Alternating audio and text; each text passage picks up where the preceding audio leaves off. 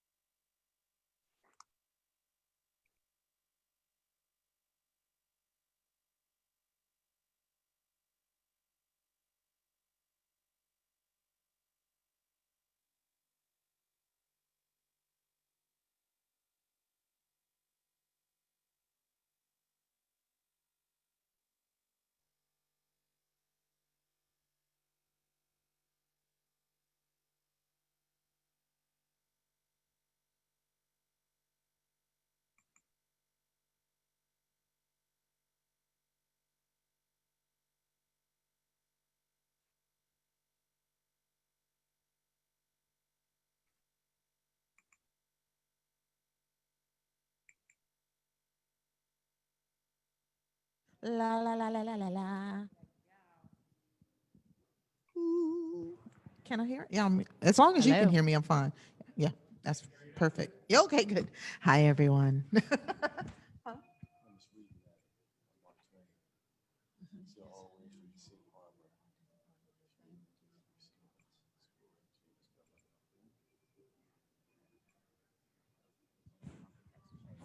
Yes. Yeah. It's very appropriate. All right. Well, welcome and hello, everyone. Thank you for being here. Um, now I am Jane Allen with the Nashville Entrepreneur Center, and it is my honor and my privilege to welcome Eddie and Taj here today. And thank you to everybody that's with us virtually as well as in person. We can't have many in person, as we all know. So we are just so excited. I have had, as I'm sure all of you, I'm supposed to say Edward George, but I'm sorry, Edward. I just know you as Eddie George. And I have had the honor and privilege to get to know both of you a bit and absolutely love you and your stories and your authenticity and vulnerability. And so thank you for being here today to share your story with us. We are here and we're here on behalf of the entrepreneurial community. As many know right now, with the pandemic, we have been fortunate to be able to work with any small business or entrepreneur negatively impacted by COVID through our Renew program.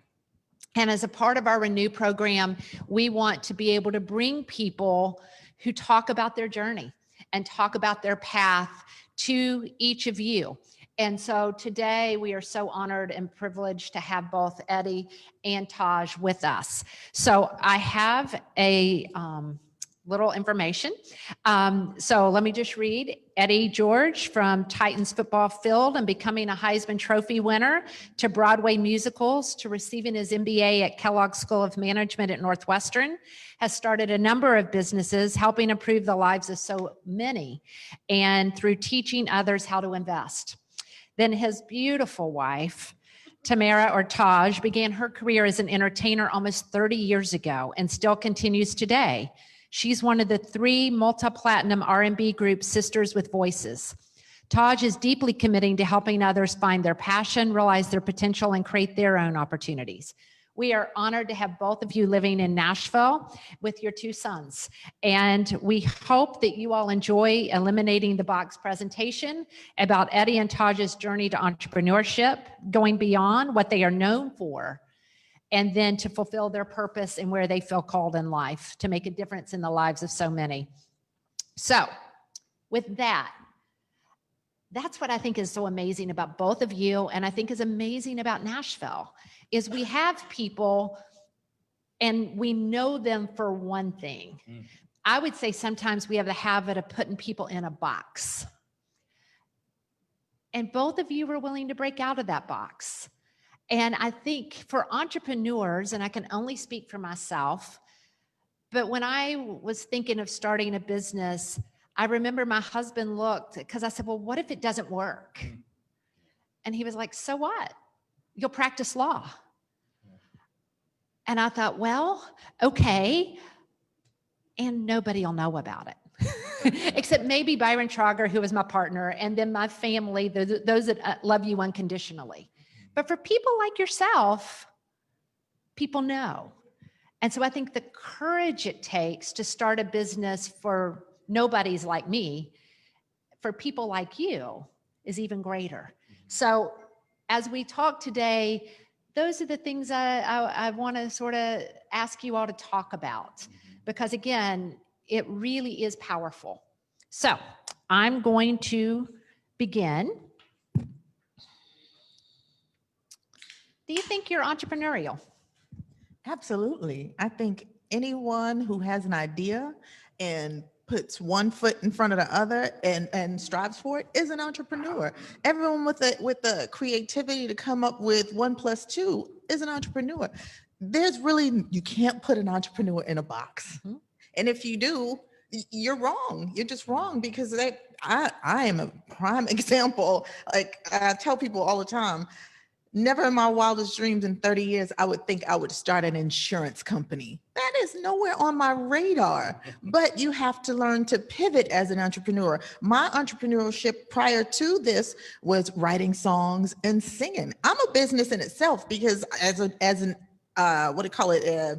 Jesus, my words are just leaving Entertainer? me. Not an entertainer, a self-employed person, because I'm an entertainer.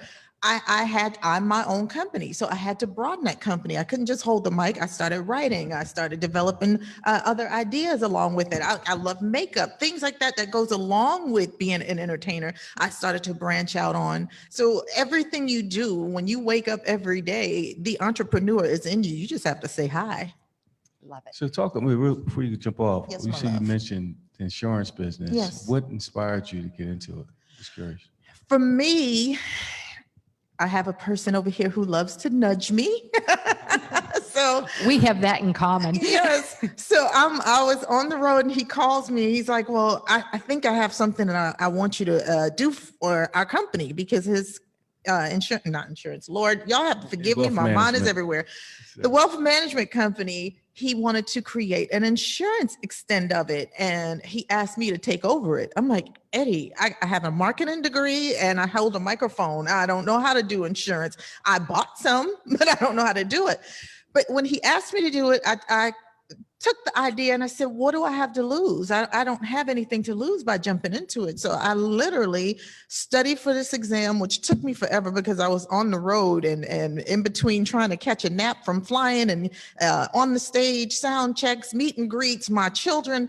It was a lot for me to do at once, but I was able to get through it. And I became licensed, I believe, earlier this year, which ironically was perfectly on time because I have not touched a stage since February 29th. So being at home, I would fall into these little ruts and Eddie would be there, get up, come on, you got to do this, you got to do that. So I literally jumped headfirst into this insurance business, which I'm very proud of, that is doing very well right now. And again, thinking out of the box, I would have never thought my box had anything with insurance to be in it. I would have never thought that. Yeah. Well, for me, growing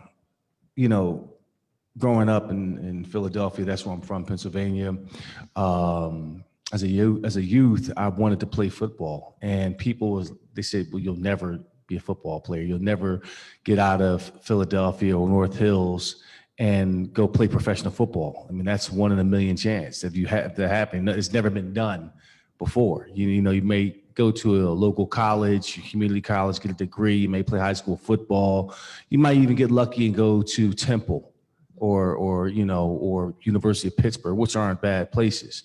But my sights were set on playing at the highest level with the best, and that was go to Penn State. That was my number one choice as a youth, as 10 years old. I remember going to my grandmother's bathroom in 1988, and I would recite what I was going to say at my Heisman Trophy ceremony, Wow. and I was that old. And I was doing poorly in school. There was no signs of me ever achieving this goal of being an NFL player, Heisman Trophy winner. I was 6 feet, 168 pounds, soaking wet, and it was slow as molasses. But in my mind, I still thought that I was going to achieve these things. So long story, I don't want to get into, we'll be here all day. I tricked my mother into signing this form to send me to summer school, as I told her I wanted to be good at math. And she didn't know that I failed math. So I succeeded in the fact that I got her to sign it, didn't get in trouble for it, but I failed because I didn't go to summer school anyway, and I wanted to fail in summer school. So she got a call from my counselor, said I was in danger of being held back in the 10th grade. And when she got that information, she went into stealth mode and put together this elaborate plan to send me to Fort Union Military Academy in Virginia to get me out of Philadelphia, to change the trajectory of my life. And it was the greatest move that my mother ever did. And at Fort Union, I was exposed to young men from all over the world, from Africa, South America, Russia. We had guys from rural places like South Carolina and North Carolina, Virginia. And we also had guys from the big city, from New York City, DC, Philadelphia. So it was a melting pot of culture and different backgrounds and different ideas and ideals. And that's where I guess I pricked the idea of thinking outside the box. And I was like, man, not only can I, become a football player, I can become a businessman or an actor or whatever I wanted to be, because that's the platform. So I fast forward to 2005, 2004 when I retired? All right, can I interrupt one Sure, second? absolutely. So you say it was at that military academy where you all of a sudden realized not only could I be a football player, but I could basically be anything. Right. Was it people at the military academy? Was it teachers? Like, who gave you that internal, were you born with it?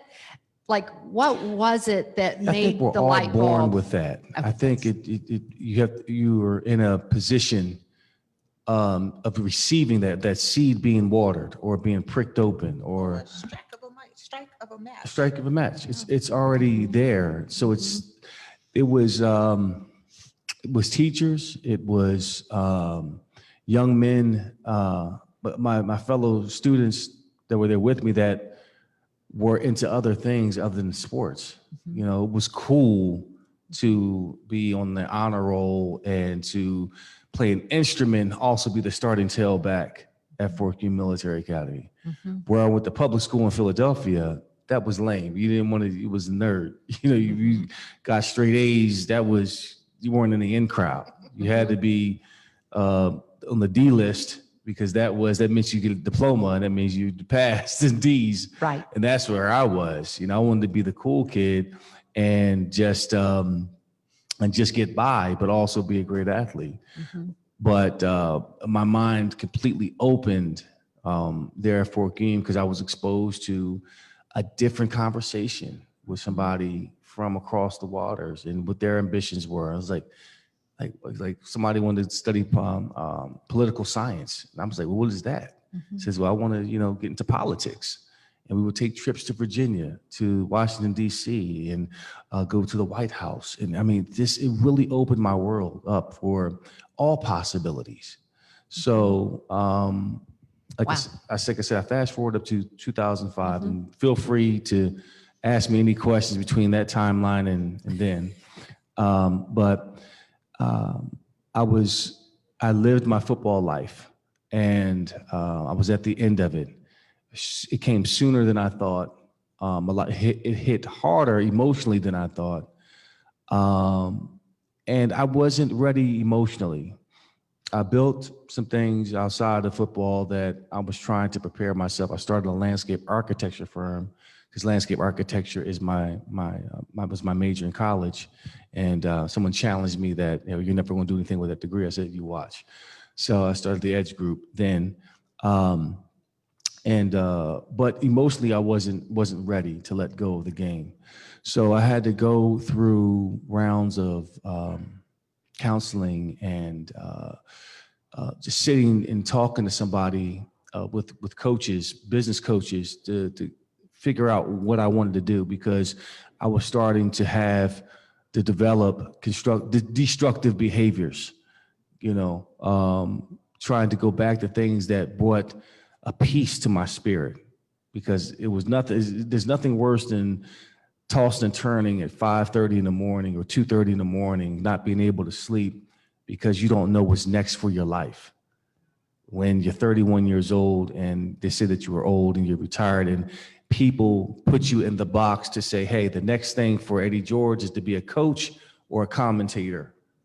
And that's it. It's fascinating you say that, because one thing that we've done here at the EC is started what we would call the life cycle of the entrepreneur. And we have these phase 4 entrepreneurs, which are people that have exited their companies. And in a lot of ways, that's what we talk about, the emotional. This is something you've built, you've watered, you've given your life to. It's your baby. And it's your baby, and then you let go of it. And all of a sudden you wake up and it's, what is my purpose today? Yeah. And so it's fascinating to see the analogy that you just gave with your career in athletics, because there's a lot of similarities there. Yeah. So, but anyway, please go forward. Do you want to say something? Go ahead. I was gonna continue with what you said, but finish what you were saying.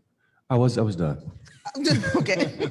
Well, then what I was going to say was listening to him talk. I love to hear him tell me or anyone about his story because he has really become my role model. He's my husband, my friend, my role model, which is incredible to me how he has.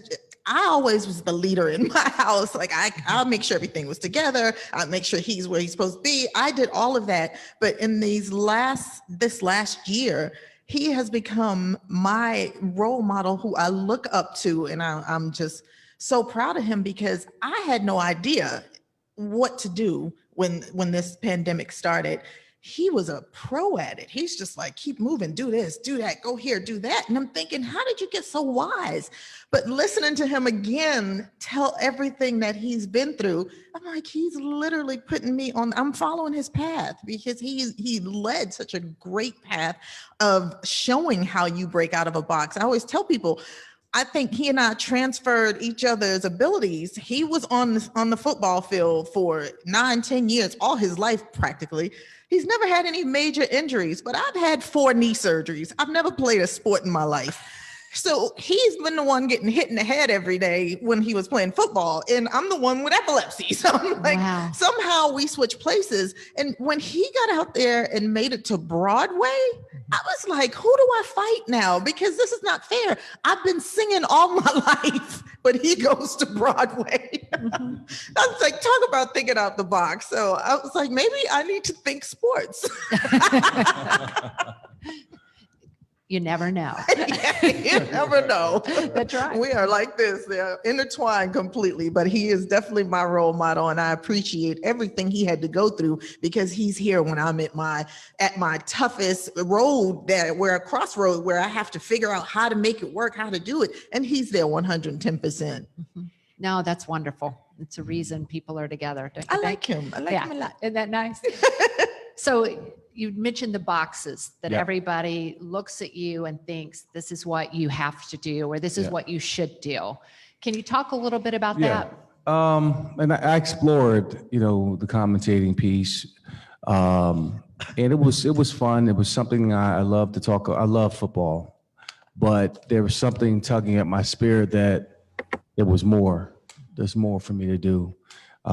This quote, "Just over your head" by Mark Twain. I would read it, but I can barely see the words, and it's kind of long. But in a nutshell, it challenges you to leave the harbor and go out to where the sea is. Go out where the rough waters are, because you're built for that. You're built like a battleship.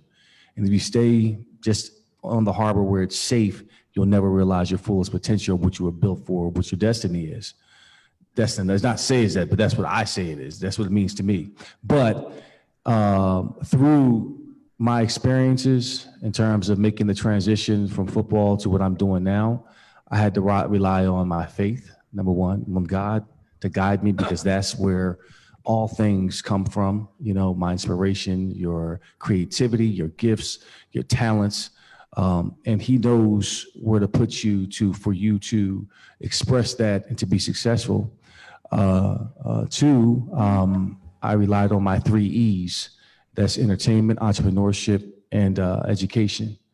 You mentioned I went back and got my degree. I got my master's in business from Kellogg School of Management. And just a quick story there. I think I said, I mentioned 2004, I started my own business with about 4 other partners called the Edge Group. It was a landscape architecture firm, land planning firm. And I had visions that I was going to be sitting at a desk, drawing out plans all over the world, doing these things, just design. But when I got into the business, when I got my hands dirty and I saw what had needed to be done to build business, I was out kicking down doors and opportunities, leveraging my Rolodex, my phone at Ohio State, different architects, different land developers, different real estate moguls to garner business. And I realized that a couple things, that I'm never going to sit at a desk drawing out plans. But what I am going to do is build relationships. I am going to go out and create opportunities. And I said, okay, this is cool, and I want to build this billion-dollar business with the landscape architecture firm. But I didn't have the understanding about business. I didn't really know how to read a balance sheet or where the opportunities were within that, or marketing or leveraging. I mean, just the nuances of business. So that inspired me to go and get my master's in business. While I was getting my master's in business, I quickly found out that the landscape architecture business wasn't my passion. It was an entrepreneur. And I said, that's when I have to make a shift in terms of what I do. I'm not going to label myself as an architect. I'm an entrepreneur who has a landscape architecture firm who's trying to build up cash flow, build it, sell it, whatever I need to do. So that's where I really found the entrepreneurial spirit. It's not so much for me just jumping into an area because it's fun to do or it's drawing. And that may be their passion, that may be their gift. But I found that my gift was helping others through my entrepreneurial spirit and in various areas. So that led me to another opportunity in acting and my wealth management business and so forth. Wonderful. And then Taj, can you explain a little bit about your journey? Oh gosh, from the beginning, excuse me, I have been singing since I believe I started talking. I've always been in performing arts schools. I've always tried to do groups outside of performing arts school. Our thing was we wanted to be either the Supremes, New Edition, or whatever group it came out at that time. My girlfriends and I, that's what we want to do. So I went to Talent Unlimited Performing Arts High School. And from there, I went to Baruch College in New York City, where I was born and raised. And I started singing outside of school with a couple of my girlfriends. Our plan was literally just to get famous so we can meet the guys in the industry that we thought were cute when we watched television. Like literally, we had no goals, no goals. But that is a goal. definitely. If you want to put it on that sheet, it was goal. Mission accomplished. Okay. Exactly. But we decided to sing because of that. And we didn't realize how good we sound. We didn't realize how much potential we had. Literally, we were 17, 18 years old, just thinking, we just want to make money and get out here and just be famous.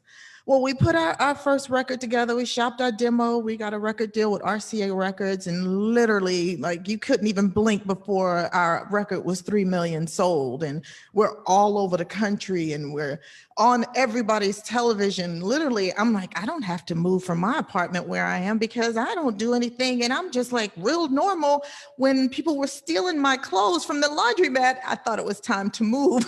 We've made it. So we are out on the road touring, and we needed to pay for something. It was, I can't remember, we were in Europe and we needed to pay for, I think, some kind of sound piece. But when we went into our accounts, our business accounts to get it, there was nothing there. So of course we were a victim of stealing. We were robbed. We had the wrong people around us. That was the first lesson in business that I learned. You definitely have to make sure that your team is correct. Well, what we did, of course, we fired everyone and we hired new people who came in. We kept tabs on them. We had check downs. I mean, of course, at this point now, we're 23, 25 years old. You have to have grown in some way. And we were able to. Our background business became more fruitful. We were able to cover the debts that we had.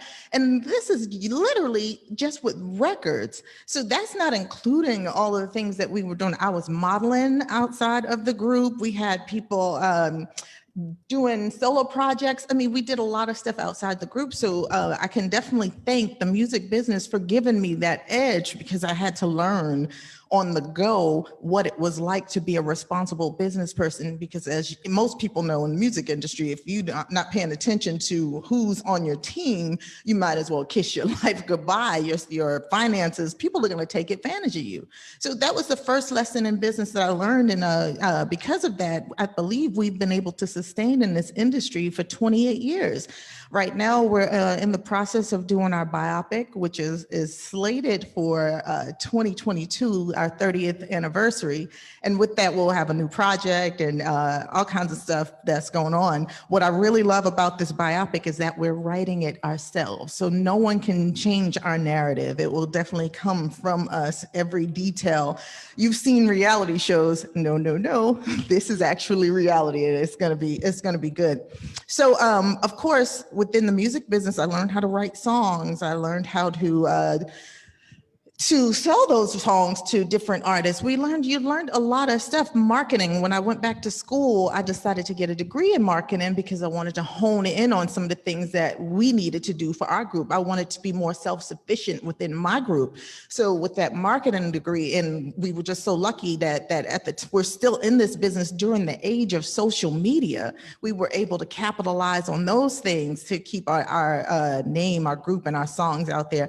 I believe the other day we checked Spotify, and this year alone, we had over 78 million people listening to our music from 92 different countries. So we were able to sustain and keep that business going, our music business going, our songs going for 3 decades now, excuse me, which makes us proud about that. So the music, as far as I'm concerned, it will always grow and it will always be there. But when everything shut down, I had to find a different route.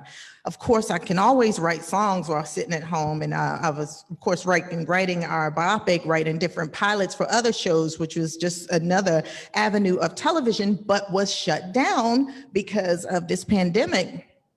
Well, when Eddie talked to me about this insurance opportunity, I fought him on it at first because I'm thinking, I don't know anything about insurance. Like I can purchase a policy. You can help me do that. I don't need to go into a business. But he explained to me how lucrative it can be and how it can last for generations. This could be more generational wealth to pass down to our kids. Because within this company, World Financial Group, they allowed me to have my own imprint of the insurance company where I could bring in other people to build their companies by doing this insurance business. And what I really love about it is that I was able to learn a massive amount about insurance. The one thing that I listen to people say is, I'm single, I don't need insurance, I don't have any kids. That is just the worst thing you could ever think, because when you pass on, you don't have any kids, who's going to bury you? Do you just go in a box and somebody throw you in the closet? No, that's an expense that you're leaving for someone else to handle. But if you have your insurance policy in place and your will to designate where you want and how you want your things to go, you don't have to worry about that. You can rest in peace. So I try to explain that to people when they tell me that they don't need it. And then I try to talk to them about the different kinds that are available. I mean, everyone knows about fixed interest, they know about variable interest, but I don't think indexed interest has been a very popular comment for people. And I encourage anyone that I talk to about insurance to look into the index universal life policies. It's an insurance policy and an investment policy, component that allows you to build money while you're protecting your burial expenses, but this opportunity is tax-free. You can borrow from your own investment account without having to worry about the taxes that comes along with it. You can put it back, you can take it out.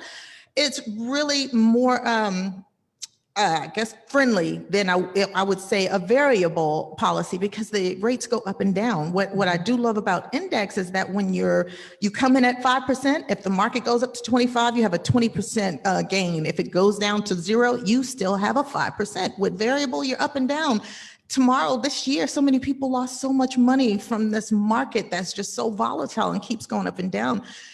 This is what I love about insurance right now, is because it's not just insurance. It's a little bit of everything. You can build a college fund. You can build a bank, your own bank with your insurance policy. And those are the things that I try to explain to people. Well, clearly very passionate about Yes. what you're doing, which is very important go on for forever anyone now. that starts a business. But you mentioned a comment that I really want to dig a little deeper. Mhm. When Eddie approached you, well, I can't do that. And it's the 4-letter word called fear. Yeah. Eddie, Yeah. I was about to say, you sound like him. has fear ever entered you? Absolutely. And so what do you do with fear? Fear is that buzzard that always just circles around your head, just waiting for an opportunity to crack in. You know, there are days when I'm super confident and nothing can bother me, but life circumstances and it just waits. In the regards of business, it definitely has an impact. It's something that I personally fight every day that I wake up. To start anything that's worthwhile, your life passion, like what Taj was just talking about, you got to have guts to do it. You got to have guts to do it. You want to get your ass kicked. You're going to get your ass handed to you in this world. Whether it's on the football field, on the Broadway stage, in a boardroom, starting your own business, can't find the financing, doors getting shut on you, getting a bunch of no's across the world. And it tests your will to want to see this dream come to fruition. But in your heart that is there. So guts, and I've broken this down into an acronym. The G stands for gumption. You got to have the gall, the will, the balls, or the ovaries to do this and to be willing to see it all the way through, no matter what. The U is for understanding, to gain the knowledge, the wisdom, the guidance, to perfect your craft, to be a student of your craft, reading books, going to, we can't go to functions now, but going online, listening to podcasts, studying other people that you want to be like in that specific business that inspire you, and even looking at the mistakes that people have made, understanding.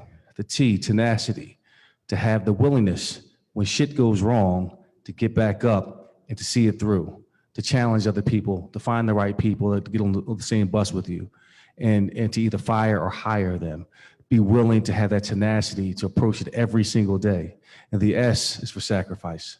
You're going to have to sacrifice something. Your sleep, your friends, your family, and you have to balance that out. So when I get fearful, first thing I do is I pray. I got to. Because the higher you go, the more challenges are going to come at you. And it's going to attack your dream, attack your integrity, attack your character, and you'll always go back and shrink back to being small and want to go back to the harbor where it's safe and get the paycheck and so forth, and that's fine, but you're not really living your purpose or your dream or your goal.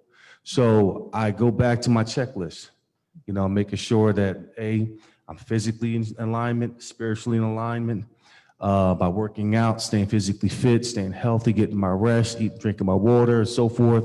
And then I go out and I'm in attack mode, whatever specific goal is for that day, whether it's going out and meet with new clients or going to these business meetings, understanding, what their needs and their wants are and trying to create synergies. So I always combat fear with my actions.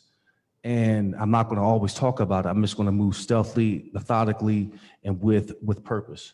And so that's how I combat fear, with action and prayer and sticking to my line of guts.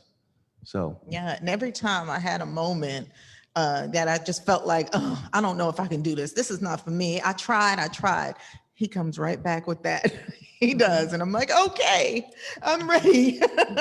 But I think you mentioned something clearly that both of you have. And when, we have the benefit of working with so many entrepreneurs, and I have had the good fortune to have a spouse that is very entrepreneurial and motivating, and so smart, but it's surrounding yourself with people Absolutely. that do not only motivate you, but also keep you real. Can you talk a little bit about that? Well, definitely for me, when you said that, I was was immediately thinking about the team. You always have to start with a team. There's one thing I learned a long, long time ago is no matter how talented, how great, how everything you are, you cannot do it alone. You need someone there to grab your hand and pull you if you stumble, if you grab the wrong drink, whatever you're doing, you need someone there to hold you up, because while you're out there being the face, somebody has to be there to keep you standing still. And he does that for me. My team is great. And it starts with my husband. Every time I feel like I can't, he tells me I can. Every time I feel like I'm just too tired, he's like, here's this cert, get up. You know, he's always there to push me. And I love that about him. So he's the head on my team, like the first person I look at for advice, the first person I go to for just to let me vent when I'm angry. He's there. So start with your team. Yeah, and speak on that. The same. She's my rock, you know, and I rely on her for to vent. And she knows exactly when I'm not having a good day or something's weighing heavy on me. She'll get it out of me, you know. So that's important to have the right people. But in every business venture that I'm involved in, I have the right team. I have a lot of irons in the fire. A lot of opportunities come my way. And if it doesn't have the right team, the right bones, the right leaders that I can't delegate to, then it might not be the right opportunity for me. So it's finding the right people. And leadership to me is not guiding and ruling with an iron fist. I think there are times when you should do that. But the most effective leaders and the most impactful leaders, there's a level of sensitivity that they have. They're uplifting people. They're pulling out the best in people. They're uplifting their teammates, you know, from the janitor on up. You know, that's what a leader is. He's encouraging, he's nurturing, or she's nurturing, excuse me. And they're constantly trying to make that person better. They're coaching the person, not necessarily the position to get a better. So if you coach the person to be better, you're going to automatically get a better result and a better person, a more productive person, a happier person in the office, and they're willing to die for you, go through a brick wall for you. So that's what I try to find. I try to find those like-minded individuals that have the same ideals but are different from me, that's going to challenge me, and vice versa, so we can rise together. So it's like the old adage, I forgot which verse it is in the Bible. It's iron sharpens iron, you know, and so that's what I say about that. All right. And thank you. Another thing that I think is, and I don't know if you all can address this or not, but one thing in working with entrepreneurs and people in the community is when it doesn't work out, and failure and or bad mistakes. And I often say we learn our most through those times, but can either of you speak and are willing to speak about what some would view as failure as a negative, I view as a positive often, but I don't know if either one of you are willing to talk about that or not. I will. Actually, of course, like I said, 2020 has been a wonderful year. So this year, trying to think of other things to do because the stage and touring was just completely shut down. There were different avenues as far as television is concerned. And there was a particular talk show that had an opening, and I thought I was perfect for it. I had this great, incredible reel. I took some hot pictures. I mean, I did everything, and I sent it out, and I was rejected. I was not asked to come on. I didn't even get a second call back, and that destroyed me. And Eddie, instead of telling me, "Oh, it'll be all right," he told me, "Do it again, send it again. Let them know every day that you're still there and you're still qualified." And I've been doing that, and I actually got some traction. So every disappointment is there for a reason. I think if everything comes like butter, real easy, there's no reason to try. Why do you try? So disappointment is growth. It helps you learn to go around the mountain opposed to through it. It gives you it gives you the character to build more and build better. Like I said, if everything came easy and if you put all the blocks together immediately, why should you even put out effort? Because it's easy. Adversity gives you strength, and that's what happened to me when I felt like I just completely just got shut down. I mean, I walked around depressed. I'm like, I'm not good enough. I mean, maybe if I tried this, maybe if I tried that. And he's just like, what are you talking about? Do it again. Keep going, keep calling, keep doing it until you get the response you're looking for. And I'm literally seeing his words come true. I wish I could speak to myself. You got it. It's amazing how you have advice for other people. You need to record yourself. But for me, I'm going to take you back to my Ohio State days. Like I said, I came out of Fort King Military Academy. I was a freshman that wasn't highly recruited. I went to Ohio State because I felt like that was the place for me. And at Ohio State, you're going to see Hall of Famers, you're going to see first round picks, you're going to see it all on our teams every single year. And it was no different for me in 1992 when I got there. But my goal was I wanted to get on the field some way possible through special teams, as a specialty player, a goal line running back, whatever it was. And lo and behold, we went through the summer workouts through training camp, and I was the goal line running back. And there were two other running backs, so really three other running backs ahead of me, Butler Benote, Robert Smith, and Raymond Harris. All three of them got drafted to the NFL. So it was a talented backfield. So I found my way. I was very happy about it. First game was against Bowling Green, against Louisville. We beat Louisville. Second game against Bowling Green, I scored my first touchdown. I was so excited in front of 90,000 fans at the time in Ohio Stadium. And was touchdown Eddie. But then we go up to Syracuse on the game of the week against a top-ranked Syracuse team at night. We were heavily underdogs that night. Kirk Herbstreit was our quarterback, and Kirk couldn't throw a ball into the ocean if it could save his life. I mean, that's why he's doing what he's doing right now. He's doing a very good job of that. Very talented. He's gonna kill me. He's gonna kill me. Very talented. But long story short, we marched down, first quarter marched down, got into the 5-yard line. I'm thinking, this is too big of a game. There's no way I'm gonna play. So I had my helmet back on the bench somewhere, and I'm just enjoying the environment because the Carrier Dome is loud. Sunday night, game of the week. And Coach Cooper yells out, "George, get in there." And I'm like, "Oh, what?" He said, "George, get in there, go."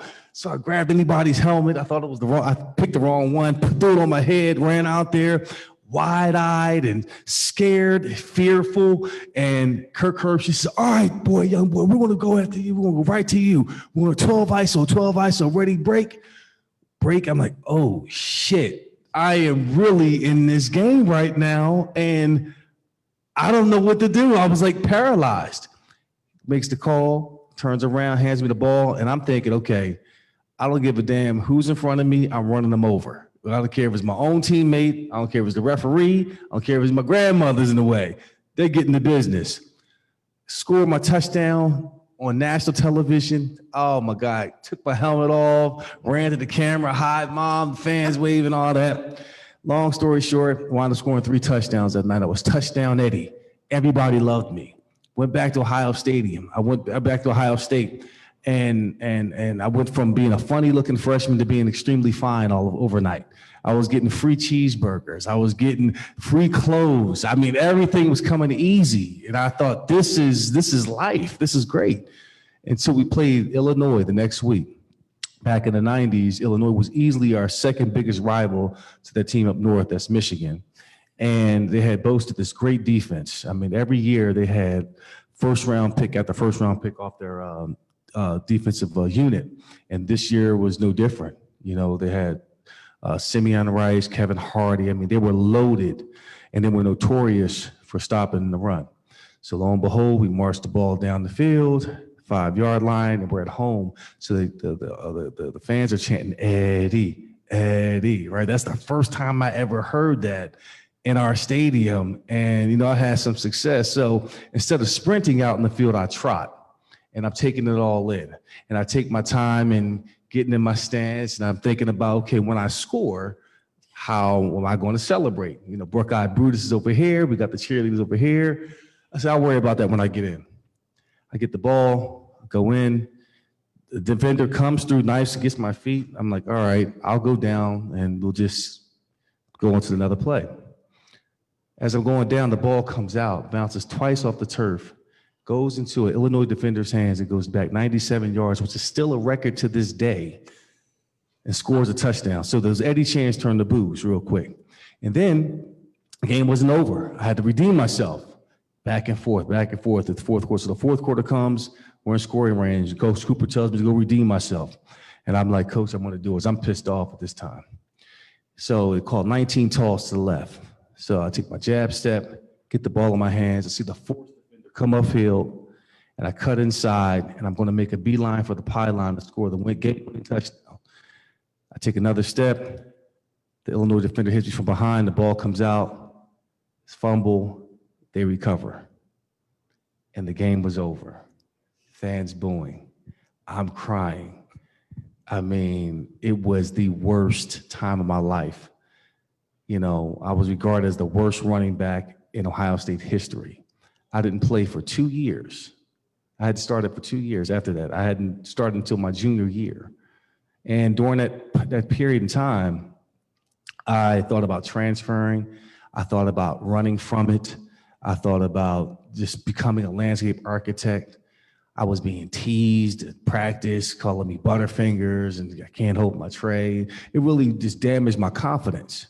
But I always say that moment when I lost those 2 fumbles, that's when I won the Heisman Trophy, because it forced me to dig deeper. Instead of running from it, I ran to it. You know, fear really stands for face everything and respond. And that's what I did. I responded in a way like no other. I became the hardest worker, became the 2-time lifter of the year, you know, which goes to the best lifter on our team at that particular time. I really focused on my leadership. I was in the facility, the first one in the facility, studying film on my opponents, on myself, on the other running backs around the country, started studying Hall of Famers like Emmitt Smith, Barry Sanders, Thurman Thomas, and seeing what they did with their games. Walter Payton was another one. Took ballet lessons. You know, back then, if you got caught in a ballet class, you know, they were gonna laugh at you, but I didn't give a damn. I was so focused on becoming the best and becoming a Heisman Trophy winner that that's what I was gonna do.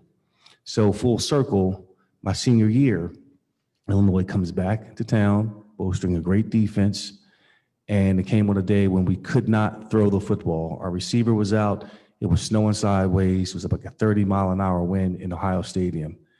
And I rushed for 315 yards and 3 touchdowns on that day, which is an Ohio State record. And that's the night I won the Heisman. So I go on to say that, you know, when you think things are failures in your life or roadblocks or the most devastating thing that could happen to you is actually your blessing. It's actually there to elevate you to a higher level if you choose to do it. You make the choice to do it. So if something goes wrong in your life or you're facing a huge obstacle or an event happen, you know, allow yourself to grieve, allow yourself to go through it, but then look at the blessing in it because it's there for a reason. It's there to elevate you. Well, thank you for sharing. I did not know that story, so I didn't even set that up, but that was powerful. So thank you. And then I want to open it up if there are any questions with our audience in person and or online, you know, please put them in the chat. And then we have Bryn available to ask those questions.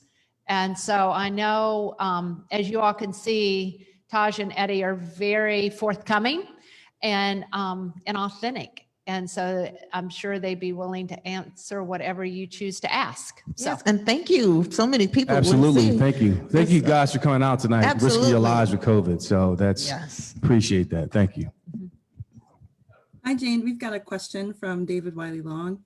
David asks, how do you overcome when people would accept you outside of what you are known for? How would you overcome it when people wouldn't accept you outside of what you are known for? Oh, that's a great question for you, Singer. Me? Yeah. The question I never understand. How do you overcome when people expect you to do what you normally do and you do something else and criticize you for it? Exactly. Yes. Well, when you did Chicago, nobody think you were capable No, they initially. didn't. Yeah. No. Well, it comes through, you find your confidence in your preparation. You know, it's the 12 piece. Piss poor preparation promotes piss poor performance. Piss poor performance promotes pain. So if you're not prepared to do it, you won't have the confidence to battle off what other people are saying. So I first of all, that's all chatter to me. I don't really pay attention to what other people think or what they think I'm doing is stupid or great or whatever. I'm going off of what's authentic to me and what's in here. And I'm gonna stay and I'm gonna drive to that. In fact, the fact that you're talking to me like that, that's more fuel for my fire. So thank you for that. He's Michael Jordan. You know, no, I'm Eddie George. He's Eddie George. Yeah. Let's be clear with that. Michael's my man. I love Michael. But anyway, so that's my thing. So I use that for fuel, but then I go back into my craft. You know, it didn't just so happen that I walked on Broadway. I was studying for 10 years at that point in time. I've already been on stage. I've already failed on stage. I completely flubbed my lines on stage. Couldn't remember, I had to make shit up on the stage. So by the time I got to Broadway, doing a musical, I was like, okay, I can do this. I mean, I was scared to hit the high note. Don't get me wrong, but she worked with me. He did it. He took vocal lessons for months. He studied for months. I was just so impressed. His first night on, I was just like, oh, I'm going to be ready to tell him it's okay. I'll tell him that. But he was so incredible on that stage. I was so impressed and so proud that he actually did that. So, and then he went on the tour with Chicago. He went on stage and did Chicago with Brandy Norwood. She's like one of the top artists ever. And he stood toe to toe with her. So I not only was I proud, I was a little jealous, but I let that go. And I was there to cheer on my man. So I say all that to say, when people tell you you can't, tell them thank you. And Bill, you had a question? Yeah, so I got two quick questions. What's next for you guys? Because it sounds like, Eddie, you got a bit of motivational speaking in you. Especially telling those stories, you're a great storyteller.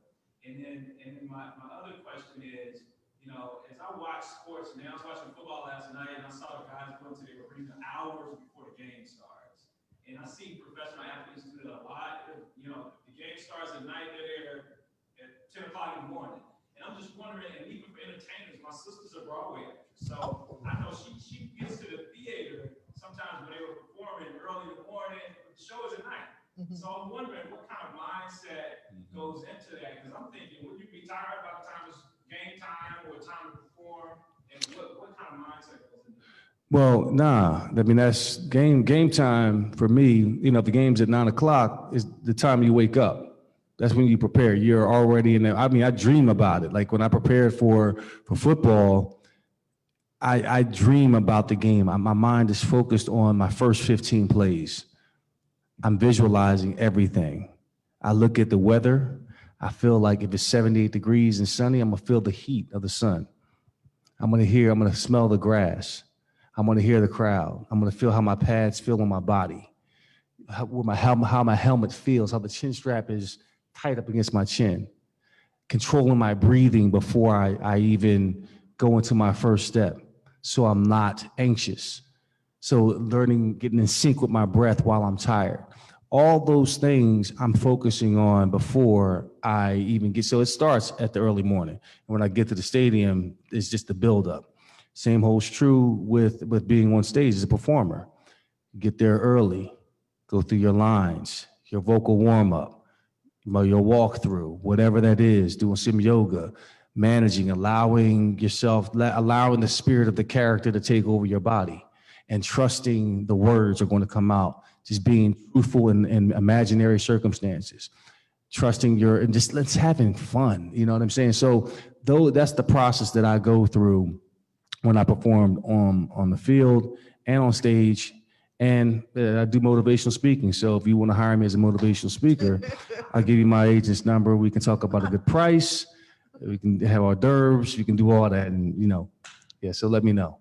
Yeah. Yeah, and for me, performing is just, I can't even imagine not being able to. So of course, it's a little different for me because I don't have to put on pads and everything. I just grab a wig and some makeup and I'm ready to go. But we get to the arena or wherever we're performing, and you do your sound check. And when you're there, you see the seats, the thousands of empty seats, and it gives you an adrenaline rush. It really does. So what I do is I go back to my room and I take a quick nap. Then I get up and I get myself together. When I hit that stage, when that intro comes on, I just get a shot of energy that just comes, because whatever I do, the audience is going to feel and they're going to give it back to me. We're going to exchange all night. So if I walk out there and I'm not ready to give them my best, they won't give me their best. It gives me nothing short of euphoria when I hear an arena singing back to me everything I'm singing. It's better than any drug. And I don't even do drugs. I've never done drugs. I don't even drink, but I can't imagine if it's anything like that. I'm addicted. That's why I'm addicted to doing what I do. All right, wonderful. Thank you. All right, let's shift a little bit to your business. Because clearly preparation, drive, ambition, everything that was so important through your sports career, how is that transferred into a business and a business career and an entrepreneurial career? It's understanding for me now. In my core business, I do wealth management. So in terms of getting prepared as a wealth manager, I got my master's in business. Then I had to get licensed. I got my Series 7, my 66 health and life licensing. And really trying to understand the products that are out there and trying to really develop relationships that I can do business with the people that I want to do business with, and understanding their needs, their wants. So, I mean, for me, it's been focusing on the low-hanging fruit. And I don't mean that in a bad sense, but in what's available to me. It's athletes, entertainers, business people, and understanding their world and what's needed and their philosophy, and trying to match certain strategies with that. So I spend a lot of time, listening to opinions of other people on CNBC. I have my business partners that we banter a lot on different philosophies. In fact, we just had a meeting yesterday right over here at Pinewood Social for 4 hours, talking about the nuances of premium financing and how that can be a great tool and asset for pretty much anyone. It goes back to what my wife was talking about with insurance and so forth, and how you can use that to generate wealth, build wealth, and so forth, if it's set up properly and all of that, going over the risks associated with it. And so that for me is, I'm constantly reading books on a specific topic, the family strategy, what would the Rockefellers do, the power of zero. There's another book called The Wealthy Guardian, which is a really good book. So I'm always studying and reading on my specific topic or craft. So, you're always filling yourself up with knowledge, and whatever doesn't stick with me goes. Whatever sticks with me, it's going to be with me. So that goes into my preparation, and you're not going to always be prepared for every situation. You're not going to always have the answer. Which is exciting because it gives me something new to look forward to lean on somebody that is an expert in that specific field. I have no problem with reaching out to somebody and say, hey, give me some insight on this particular area. I'm having some issues understanding, X, Y, and Z. Just walk me through that, help me understand it. How would you approach this particular issue? Who would you call on? So I'll have all of these questions as I dig deeper and try to understand. So for me, that's my preparation. No, and it's also clear you're a perpetual student. And I think that's when you meet successful people, you find somewhere deep down, people love to continue to learn and grow. Well, that's what you should do. If I stayed content with everything that I had learned in the 90s, I would not be prepared for what's going on right now. Every decade, every year, something new is evolving, and you have to stay up on it. I don't suggest that you read everything, but anything that pertains to what you're trying to do, you need to be aware and sharp on it, because as you try to grow and extend your business, these are things that people will want to know. If you don't have or know what someone needs, they're going to go someplace else. So you have to keep evolving and keep learning, and you'll have to. It's almost imperative that you do that. I know that's one thing I've always said, that for an entrepreneurial business and then even a business is continual growth and evolution and change and adaptation. And obviously you two are living examples of that. So thank you. And I want to go back to another thing. Taj, you had mentioned earlier about in the music industry that if you don't have the right people surrounding you, that, you know, you can get taken advantage of. Oh, yeah. And Eddie, I know you actually have a nonprofit, I believe it is, or an organization that you run, that tries to address some of that. Do you want to talk a little bit? I think it may be your education pillar. Yeah, it is the education pillar. It's not a fund. You know, the fund that we have together is the Tamara and Edward George Legacy Fund, focused on organizations in education, financial literacy. What else?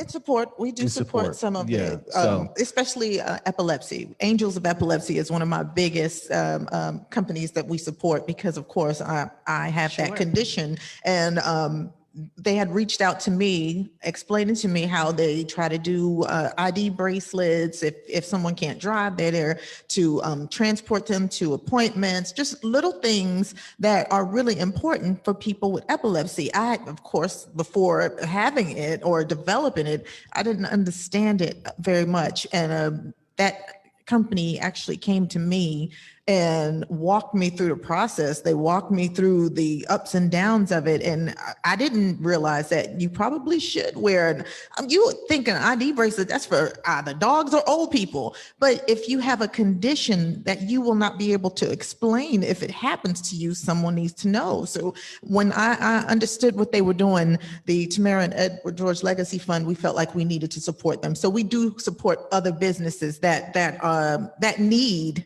support and to get their word out. That's what we do. Right. And to add to that, you know, to your point in terms of students, I was teaching a course at Ohio State for 5 years on the business of professional sports, really focusing on financial literacy, you know, the roles of an agent, the roles of a financial advisor, the roles of the business manager, the roles of your family, friends, case studies, all of that, to enlighten these men and women of what you're going to experience if and when you go through this. And here are the things you should look out for. I thought it was a very life-changing and powerful course for myself, because teaching it and having lived it is a totally different position now. And it was really empowering to see the light bulb go off on various students about their own personal perspective of what they thought the lifestyle was and how easy it was, how athletes are given so much. But in reality, we are walking in the dark in this business. We're not taught anything. You know, I've asked various students, what's a POA? It's a power of attorney. And there's somebody that's slick talking with a business degree from Harvard, looks good in a suit, talking this fancy language, hands you some money, say, listen, this is just your marketing advance. And oh, by the way, I want to make your life a little bit easier, because I want you to just focus on your craft, focus on football, be the best football player you can be. So I want to make your life easier. So I'm going to take care of all your business affairs. I just need you to sign this power of attorney. Don't worry. This just has nothing to do with your finances. Sign the power of attorney so I can get your license together, so I can get your apartment together, make sure your mom is fine. And that on the front, that sounds great. But 5-6 years deep into it, God forbid you have a knee injury and you don't play anymore. You go back to your account, say, okay, let me count out my chips. And they say, well, you're in debt. Well, how did I get that way? Well, your agent may have been doing some funny things with your finances, but it's legal because he had a power of attorney. So, those things you've got to be careful for. And that's what I try to open up to young people that are interested in the business of professional sports. The questions you should ask put you in the seat of power and allow you to not dictate, but to build relationships with an agent, a financial advisor, and a business manager, and have a Chinese wall in between all three of them.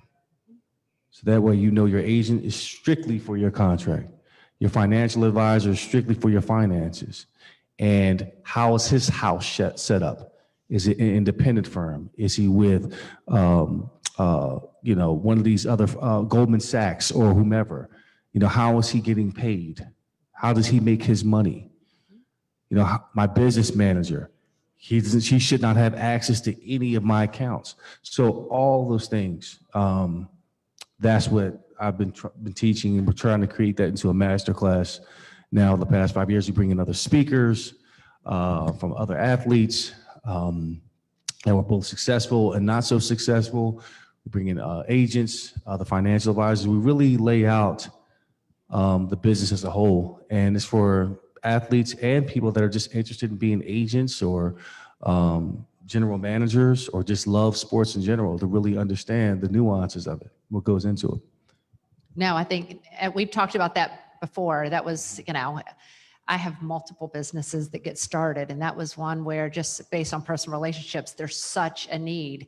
So thank you, because I do think it's important for people to understand who's on their team and what is the role of them on your team. And that goes for business owners as well as athletes and artists. Yeah. And then, Bryn, are there other questions? There are. We have quite a few other questions. Okay. One that I think is pretty compelling from Felicia Jackson, founder of CPR app. She says, many celebrities are jumping into the entrepreneurial world outside of what they already do or investing into other companies. Have either of you invested into companies other than your own? And I think this is specifically about equity investing as opposed to donating or contributing. Do you also mentor other entrepreneurs as well? Go ahead, babe. The other question, yeah, I do. I look at other investment opportunities outside of my own. Currently now, I'm on the board for bringing baseball to Nashville, Tennessee, exploring that opportunity. In fact, I'll be meeting with the group here later on today, talking about an expanded role in that capacity, because now my landscape architecture background comes into play with that in terms of land planning and so forth. And finding the right real estate, but also put together a program that's going to be responsible and creating like affordable housing and addressing issues that really impact the community. And it's not building another building that's going to generate millions of dollars. It doesn't go back into these undeprived communities.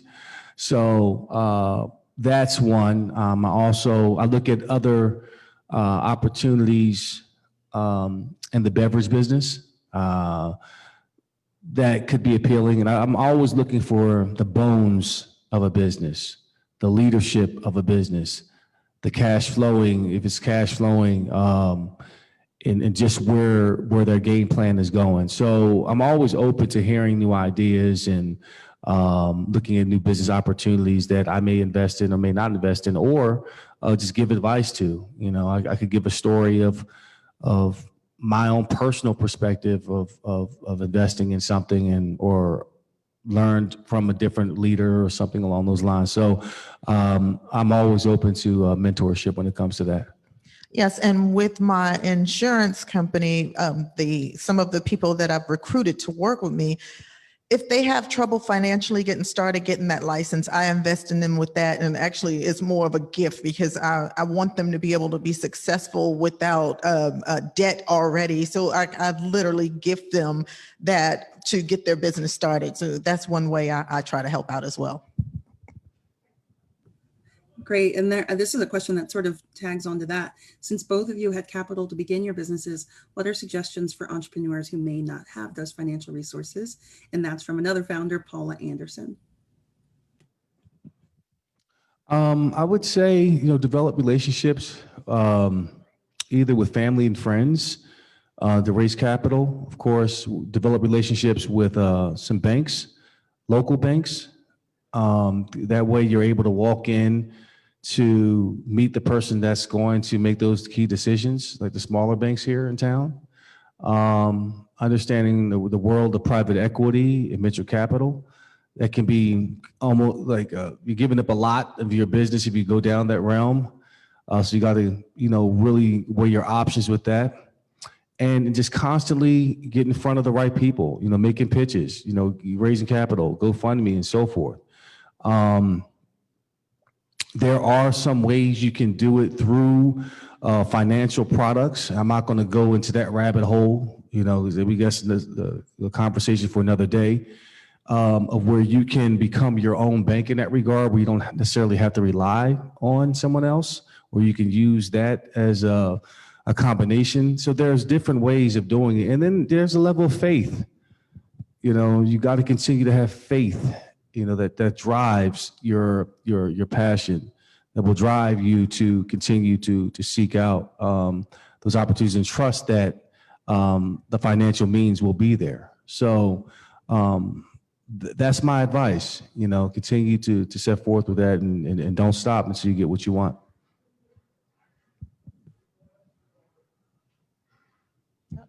There's a bunch more questions, but one that I think really ties into that is, would you say, this is from Rob Vecchio, would you say your faith serves as the foundation of your marital relationship as well as your entrepreneurial drive? As far as my marriage, absolutely. Faith, we have that. We had to have that because when it took us 3 times to get it right.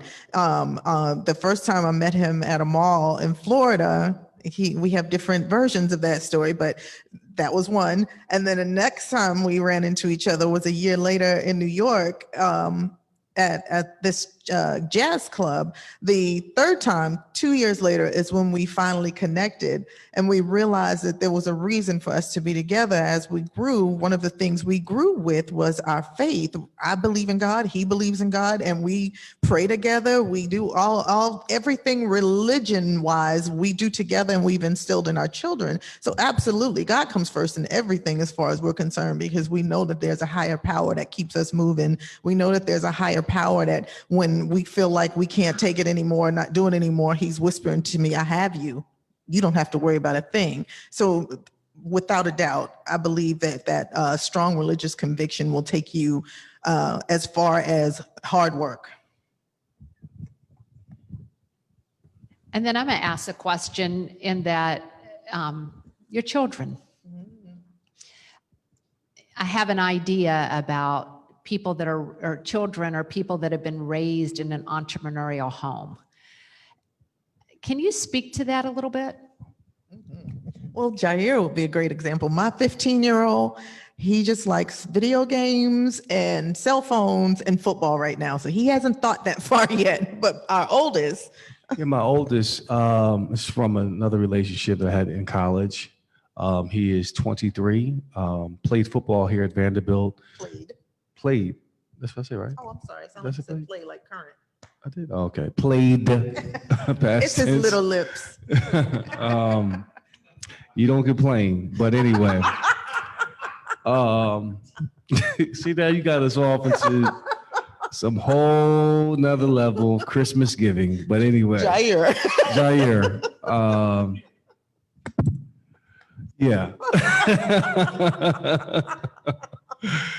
He played at Vanderbilt, got a degree in economics. Now he is pursuing his degree at film school at USC, wants to be a director. So I guess in that sense, he kind of followed both of our paths because she's an entertainer. I played ball and transitions to entrepreneurship, also acting, entertainer. And his mother also is an author, and she's a writer, and she's a poet. So he's been surrounded by his clan, so to speak, that's inspired him to do what he's doing now. And like my youngest, just getting him to bring his homework home in doing his homework and understanding that, we are going to find out if you did your homework or not. That's it. I told him he's not going to have a great Christmas because, but there's no book on how to parent your children. I mean, I don't think so. I'm learning as I go along You can too. try. I say it's the greatest science experiment. Oh, You just change the variables. and our sons, like, they're up and down. They're complete opposites. My oldest, he's like straight A, 100% school. And like if he can't do this, he's going here. He's trying that. My youngest, he's like, do I have to go today? It hasn't clicked for him yet. And what's crazy is that he can do the work. He should be like in honors English, Oh, but he God. just does enough just to get, I'm like, dog, Yes. this is not going to cut it here. For example, he didn't do his math homework. This is when he was in 6th or 7th grade. He didn't finish his math homework. So I told him, you're not going to play in this football game until this work is done. Now, the game was like maybe 2 hours from that point when I told him this, and we needed to drive about a half an hour. He's doing, I think it was long division at top speed to get it done just so he can get on this field. But why didn't you just do that in the first place? Child, don't have kids. Keeps life They challenging. will keep your hair gray. They will keep your hair gray. But yeah, it's not that he can't. He just does not want to. And to get him to understand that you need this foundation, it just hasn't registered yet. It will. It will. When? Do you have a date? Not in 2020, right? Not in 2020. Nothing registered in 2020. No.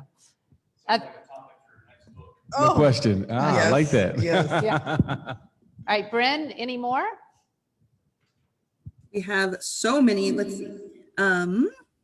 Someone asked, how do you join Eddie's masterclass? That's from Roz Greer. How do you join your master class? Oh, that's still being developed. We're still in the process of putting it all together. The platform, we've talked about it being on Facebook and going to various universities and going through it that way. Ironically, there was an opportunity that I'm just vetting out right now that could allow me to do that at a much bigger scale, but just weighing my options. So look out for it between, now and 2021, somewhere around there that we'll get it going. But definitely would love to have one person on there that could learn something from it for sure. Okay. Relatedly, on you teaching, do you mentor young men in Nashville? That's also from Roz. For me, I mentor men all over the world. So it's not a problem. I've done Zoom calls. I'll do a phone call. I'll have lunch with somebody. If time permits, I like to get out and play on the golf course and mentor out there, whatever that is, because if I'm mentoring to him, he's going to mentor to me. So I'm always open to having conversations and uplifting young men and pouring into them the things that I know. And it's vice versa. They allow me to see life from a youthful perspective in the time that we're living in now, with the pandemic, social unrest, a political season. No matter which way you go, it's chaos, it's havoc, and there's a lot of hurt and pain out there right now. So how is this young person navigating through that? How is he mentally speaking? From a mental health standpoint. So yes, I do. Mentor to young people in Nashville. You're on mute. You're on mute. Taj, do you mentor as well? Actually, I do. I'm working with a couple of musical artists, young women here in Nashville, as far as songwriting, as far as trying to get them out there. I've definitely tried to mentor them through the business aspect. So yeah, I absolutely do. I work with several country artists, R&B artists, just about everything. I'm open. I think both of you probably have some prospective mentees here. So, and then another question here, and I think this might round out this set of questions that we have. What do you feel is the best way to build professional relationships, especially during COVID? That is from Sydney Graham Sturgis. To build professional relationships. Especially around COVID. Well, we've done a lot of things on Zoom. A ton of our business has been over Zoom. Speaking engagements, have been over Zoom. I think now the world's changed to virtual and it's been really efficient. I can sit in my office with a tie and shirt on and some underwear, and you'll never know it. You'll never know what's going on down there. But anyway, but that's a great way to engage with people, to still reach out, to feel like things are moving forward. That's what I've been able to do, and I think if you're cool with it and you're able to meet out at places where there aren't a lot of people, that's a great way as well. But always try to show appreciation, when I'm meeting new people and getting to know them and building relationships for what they do, what they've done, and really truly getting to know who they are versus what you can get from them or how they can help your business. Because, people can read through that. And if you're just there about the business, it doesn't really cultivate the relationship. You'll get the business by genuinely understanding who they are, their interests and so forth, and let them seeing how you operate with the level of integrity and what place you come from. So that's what I would say. Yes, and with COVID, it's kind of course, hard, like he said, to meet people out. But one of the positives of it is that social media, emails, calls, they're accepted a little more now because there's no other way to get them through. So if you just pound them, literally, if you have to send an email 45 times a day to get somebody's attention, do that. If you have to call 800 times, call, because now is the opportunity to get it through, because there are not a lot of other options available with this whole pandemic going on. I completely agree. Everyone's weirdly very accessible right now, probably because we're all in our house. Absolutely. Go for it. Get it done. That's what I had to do with with the pilot that I had to work on.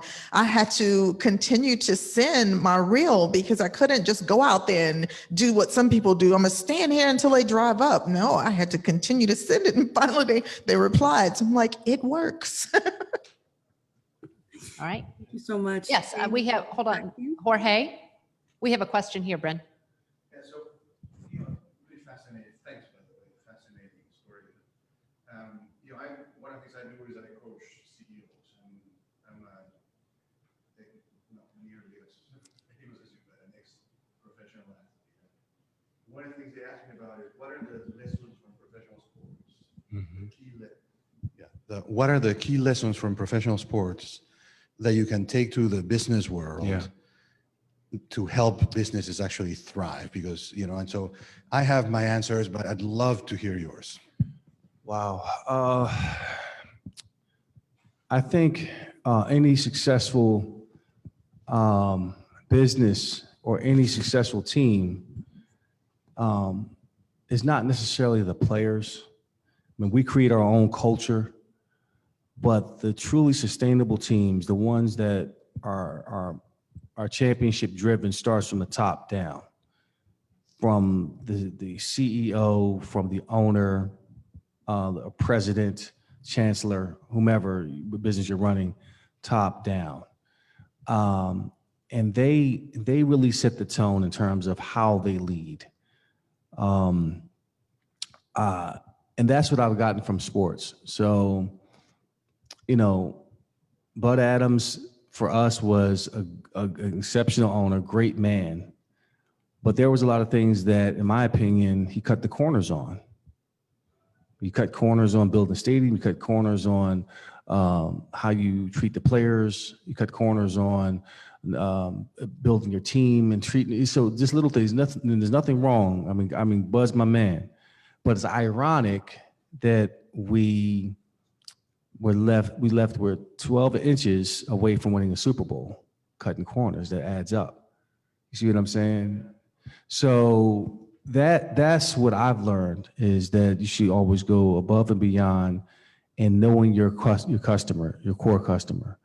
And that's the players, that's the people in your organization. That's managing relationships. that's really being a problem solver with your top CEO or whomever that's having an issue at home, with this young child, being an open ear, being a great listener, So that's what I've taken it in a 60,000 foot perspective.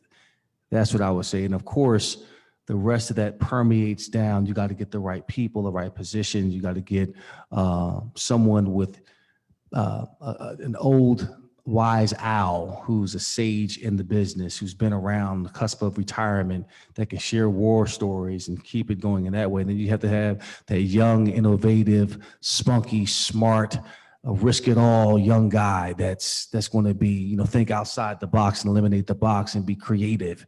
And then everything in between that, so that's kind of how I see it. It's how you build your team and create your culture that leads to success. So hopefully that answers your question. That's what I've learned in terms of taking things from the football field, the things I've observed on the field, certainly inside the walls of an organization, that can be successful.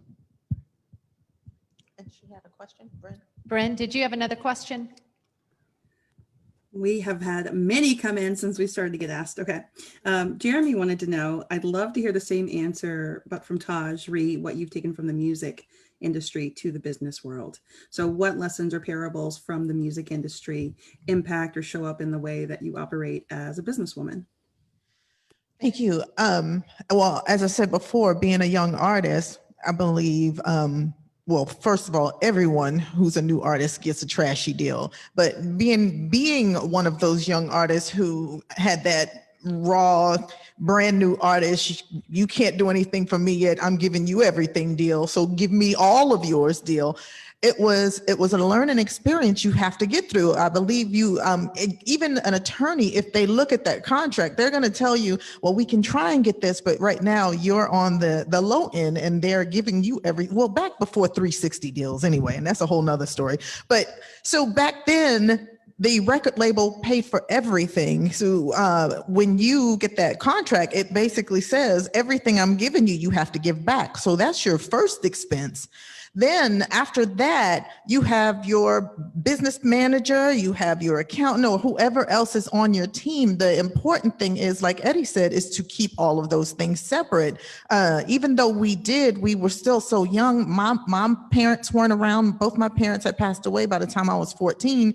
There was only one parent available in our group because one of the other girls, her mom was sick, and our lead singer, her mother was the only parent around, and she wasn't very well versed in business, so much the music business. So when we were out there on the road and looking for things that we needed that weren't there because someone had taken advantage of it, it was a very, very wide open learning experience. So from there, we realized, like what Eddie said, you have to keep everything separate. You have to keep a toll on everybody, make sure everyone is in line doing what they're supposed to do, so you can do what you're supposed to do. And of course, that starts with your core team, and then you have your family team that's there to watch your back and make sure while you're watching what you're supposed to be doing, and know inside circle is the one that they're keeping an eye on everything to keep everything moving according to plan. I believe with anything, just starting out, you have to be wise and learn as much as you can before you get into it, because just every step is not going to be ordered.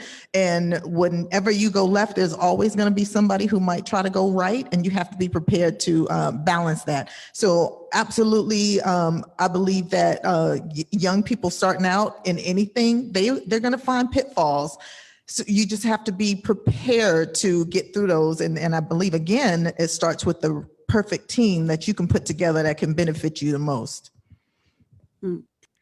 This is a question that I have as an avid TikTok user. So SWV's Week remix became super popular on TikTok over the past year.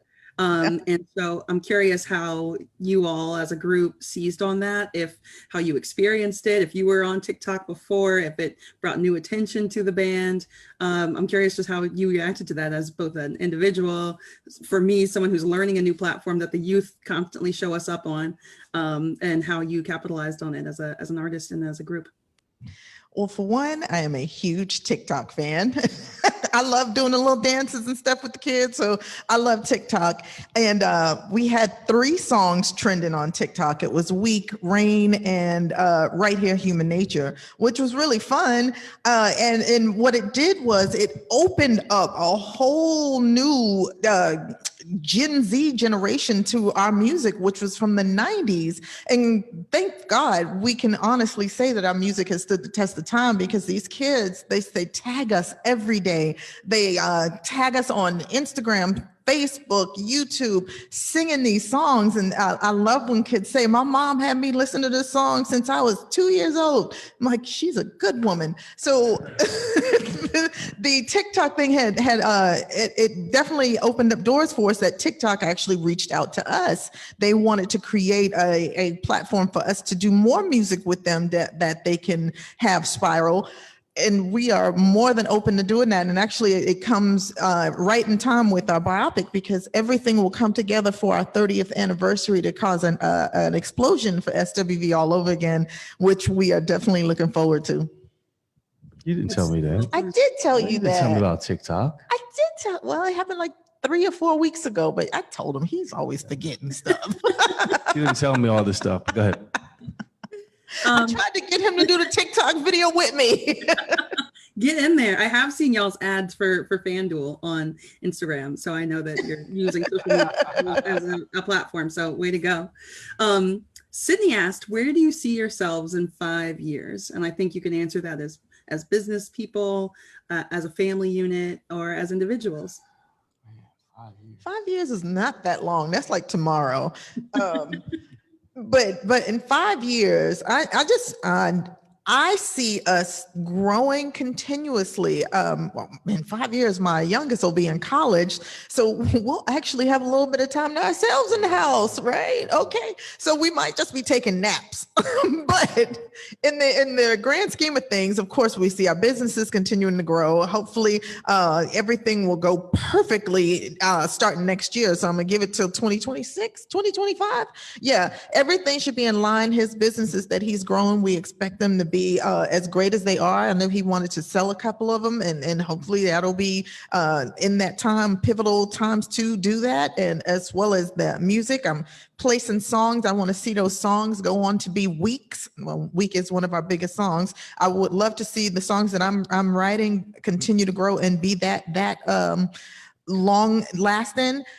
Just positive things. You can't put anything in the box. So within that 5 years, I'm just watching this box grow and just be the best colorful box it can be. Yeah, and I'll add to that. I think that's what we ultimately want for our family.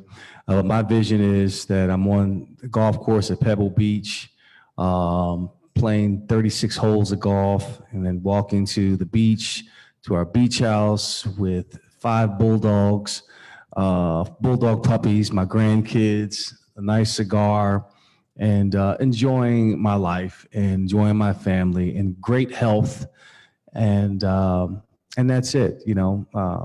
And everything that comes along with that. Just having that quality of gratitude and accomplishment, and of course you're going to have your challenges, but just being in love with my family and my life and the accomplishments that we've made. So in 5 years, yeah, I want to see all that my wife talked about flourish and blossom, but to have that sense of fulfillment is so important. Yeah. And just side note, speaking to this man's diligence, was it even a year ago? Someone told him, you need to learn how to play golf because deals are made on the golf course and you should be out there, everything you're doing, yada, yada. He has been on that golf course relentlessly every day, all day, to the point where what tournament did you just play in? It was Tahoe. Yeah. He's in tournaments now. It drives me crazy that he's so good at stuff. Like, I want to be like him when I grow dead up. last at Tahoe. You finished dead last, but you made it. That's the point. I was dead last, but I'm changing that. But yeah. No, Barkley was right above him. Barkley was right above. I played with Barkley the last day, and I was beating him the entire round until 18. He needed a birdie to tie me, and then a birdie to tie me, and to be ahead of me. You know that son of a gun hit that birdie, man. That killed me. He was terrible the whole time until like the 18th hole. And I'm like, but yeah, terrible. But he did it. You did it. This isn't, Jeremy just said terrible, and just put terrible in the chat for Charles Barkley. So thank you, Jeremy, for that. It's always a good time to roast Charles Barkley.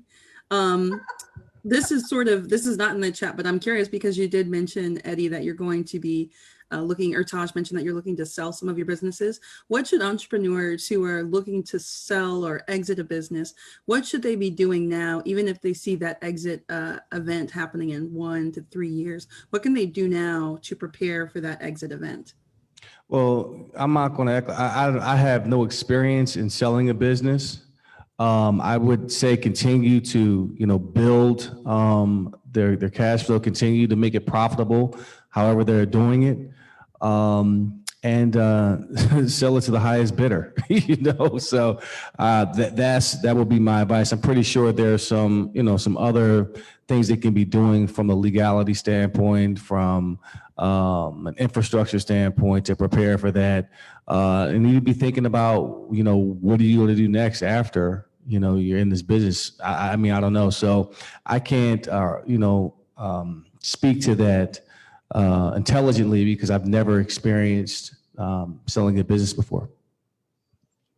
No, and Bryn, that's one thing that we're looking as we look to 2021 is maybe putting together panels with people that have, so to help educate, not only That'd be the awesome. emotional, getting ready to make sure you're ready to hand off this child, but also what you need to do for succession planning and what you need to do to make it attractive to potential acquirers. So that's, as we looked at 2021 and 2022, we're looking at that phase 3 entrepreneur is what we call it, which are people that have gotten the businesses to the point where they're actually starting to think of exits one day. So more to come from the EC on that with people that have lived it, that can talk to it, and some could talk, maybe mistakes that were made to avoid. So I want to be respectful. You all have been so gracious with your time. I want to thank you again. Thank you. I Thank thank you. everyone here. Thank you, guys.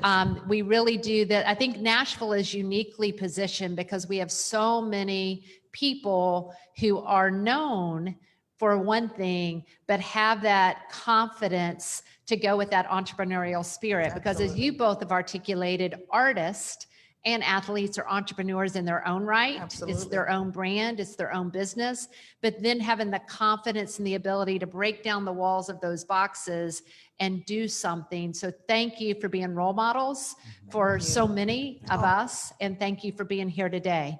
Thank you. Thank you, guys. Thank you guys. Be safe. Happy holidays. Happy holidays.